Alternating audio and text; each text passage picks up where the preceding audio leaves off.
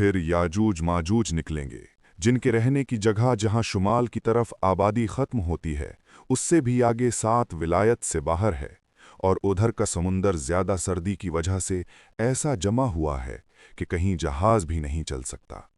हज़रत ईसा अलैहिस्सलाम मुसलमानों को खुदाए ताला के हुक्म के मुवाफ़िक तूर पहाड़ पर ले जाएंगे और याजूज माजूज बड़ा उधम मचाएंगे। आखिर को अल्लाह ताला उनको हलाक करेंगे और ईसा अलैहिस्सलाम पहाड़ से उतर आएंगे, और 40 बरस के बाद हज़रत ईसा अलैहिस्सलाम वफ़ात फरमाएंगे और हमारे पैगंबर सल्लल्लाहु अलैहि वसल्लम के रोज़ा में दफन होंगे। और आपकी गद्दी पर एक शख्स मलिक यमन के रहने वाले बैठेंगे, जिनका नाम जहजाह होगा, और कहतान के कबीले से होंगे, और बहुत दीनदारी और इंसाफ के साथ हुकूमत करेंगे। इनके बाद आगे पीछे और कई बादशाह होंगे।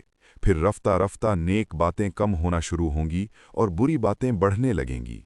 इस वक्त आसमान पर एक धुआं सा छा जाएगा और ज़मीन पर बरसेगा, जिससे मुसलमानों को ज़ुकाम और काफिरों को बेहोशी होगी।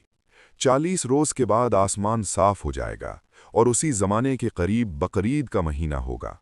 10वीं तारीख के बाद दफ़ातन एक रात इतनी लंबी होगी कि मुसाफिरों का दिल घबरा जाएगा और बच्चे सोते सोते उकता जाएंगे, और चौपाए जानवर जंगल में जाने के लिए चिल्लाने लगेंगे, और किसी तरह सुबह न होगी, यहाँ तक कि तमाम आदमी हैबत और घबराहट से बेकरार हो जाएंगे।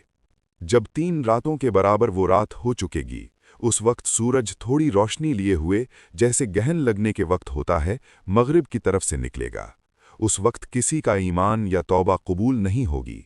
जब सूरज इतना ऊंचा हो जाएगा जितना दोपहर से पहले होता है, फिर खुदाए ताला के हुक्म से मगरिब ही की तरफ लौटेगा और दस्तूर के मुवाफिक गुरूब होगा। फिर हमेशा अपने कदीम कायदे के मुवाफिक रोशन और रौनकदार निकलता रहेगा।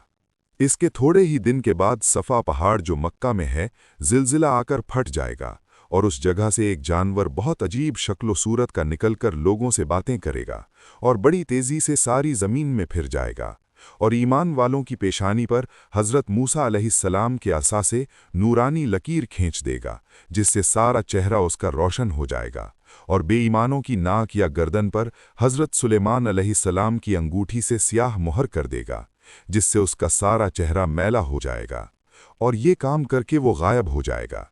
इसके बाद जुनूब की तरफ से एक हवा निहायत फरहत देने वाली चलेगी, उससे सब ईमान वालों की बगल में कुछ निकल आएगा, जिससे वो मर जाएंगे।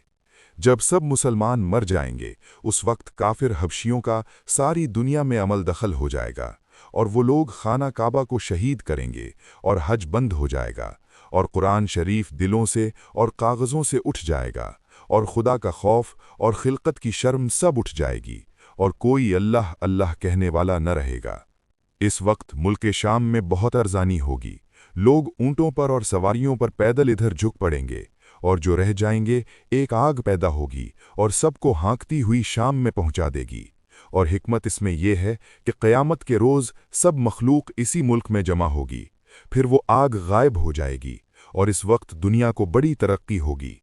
3-4 साल इसी हाल में गुजरेंगे कि दफ़ातन जुमे के दिन मुहर्रम की 10वीं तारीख सुबह के वक्त सब लोग अपने अपने काम में लगे होंगे कि सूर फूंक दिया जाएगा। अव्वल हल्की हल्की आवाज़ होगी, फिर इस कदर बढ़ेगी कि उसकी हैबत से सब मर जाएंगे, ज़मीन व आसमान फट जाएंगे और दुनिया फना हो जाएगी। और जब आफताब मगरिब से निकला था, उस वक्त से सूर के फूंकने तक 120 बरस का ज़माना होगा। अब यहाँ से क़यामत का दिन शुरू हो गया। चैनल को सब्सक्राइब करना ना भूलिए। इंशाअल्लाह जल्द ही एक नई वीडियो के साथ दोबारा मुलाकात होगी।